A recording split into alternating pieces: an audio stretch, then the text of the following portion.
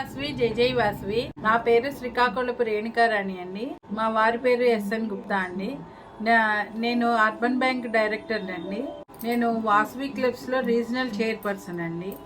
మహిళా దినోత్సవ శుభాకాంక్షలు అందరికీ కూడా.